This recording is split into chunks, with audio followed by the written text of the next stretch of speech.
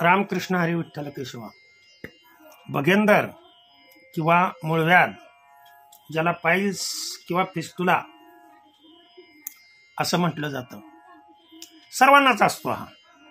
परंतु काही लोकांमध्ये मूळव्याध तर सर्वांनाच असतं.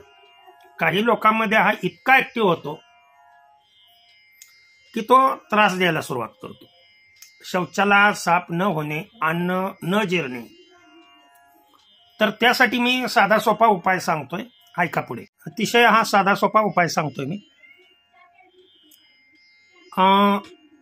दररोज एका वेळेस सकाळी सकाळी अनुशापोटी 5 ग्रॅम काथ,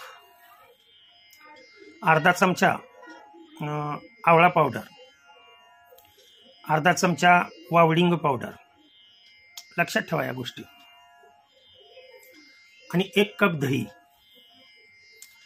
या दह्यामध्ये हे 3 पदार्थ मिसळायचे आणि ते दह्यामध्ये पूर्णपणे अशा पद्धतीनं कालवून ते दही अनुशापोटी सकाळी सकाळी घ्यायचं.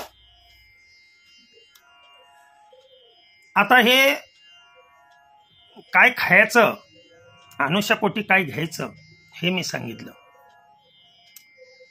पण आता ती जागा, जे शौचाची जागा, ती एवढी दुखू लागते, लक्षात ठेवा, ठणका मारते.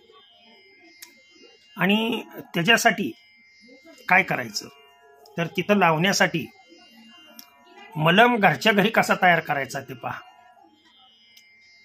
सुपारी, पांढरी सुपारी आणि तांबडी सुपारी. या तांबड्या सुपारीला चिकनी सुपारी असं म्हणतात, लक्षात ठेवा. एक चिकनी सुपारी घ्यायची आणि 5 खारकेच्या बिया घ्यायच्या. खारीक माहित आहे सर्वांना.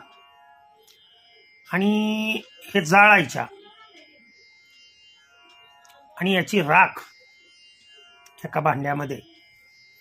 आता हे कसं जाळायचं, काय करायचं ते तुम्ही ठरवायचं.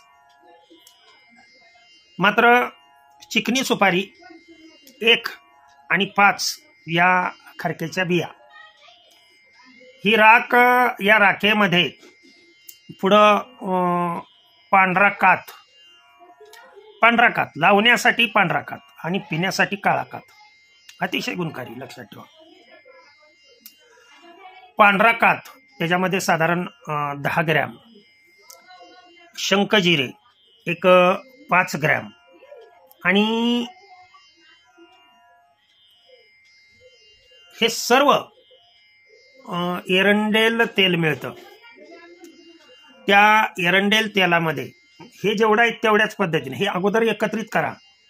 हे ती सगळी राख जी आहे ही राख, त्यानंतर शंख जिऱ्याचं चूर्ण आणि पांढरा काथ, हे सगळं एकत्रित करून याच्यावरती एरंडेल तेल अर्धा चमचा लागेल, 1 चमचा लागेल.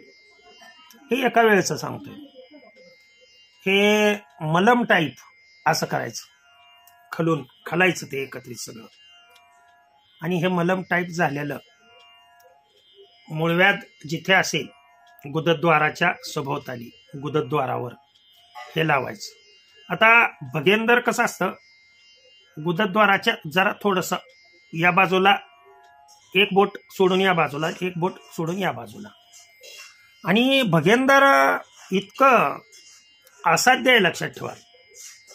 परंतु हा जर विलास तुम्ही साधारण 21 दिवस जर केला तर तुम्हाला निश्चित अगदी ऑपरेशन करायला सांगितलेल्या पेशंटला सुद्धा ऑपरेशन न करता भगेंदर असेल किंवा मूळव्याध असेल, हे तुमचं पूर्णपणे बरं होईल. अनेक व्यक्तींचं बरं झालंय. आणि घरातही हे मी प्रयोग केलेले आहेत. म्हणजे मला स्वतःलाही मूळव्याधाचा ज्या वेळेला त्रास होत होता त्यावेळेला हा प्रयोग केला. 1 आठवड्यामध्ये क्लिअर. प्रत्येकालाच असतं ते मूळव्याध. खाण्यामध्ये जरा थोडासा चेंज तुमच्या झाला आणि अन्नाचं अपचन झालं की हा म्हणजे आजार होतो, म्हणजे होतो. अंगातील उष्णता ध्यानात ठेवा. त्याच्यामुळं जरी तुम्ही ऑपरेशन केलं तर पुन्हा होतो. आणि त्याच्यामुळं कायमस्वरूपी हे जर काढायचं असेल तर हे करणं आवश्यक आहे. आणि शेवटची अतिशय महत्वाची हिंट देतोय, दिवसभर तुम्हाला जास्तीत जास्त ताक जेवढं पिता येईल तेवढं ताक तुम्ही पिणं अतिशय चांगलं. फक्त ताक पिताना थंडीमध्ये सकाळी सकाळी लवकर प्यायचं नाही, दुपारी प्यायचं ताक. तर एवढी सर्वांनी प्रिकॉशन घेतली आणि हा जर प्रयोग केला तर माझ्या मते तुमचं मूळव्याध किंवा भगेंदर हे पूर्णपणे बरं होईल असं मी अगदी आत्मविश्वासाने सांगतो.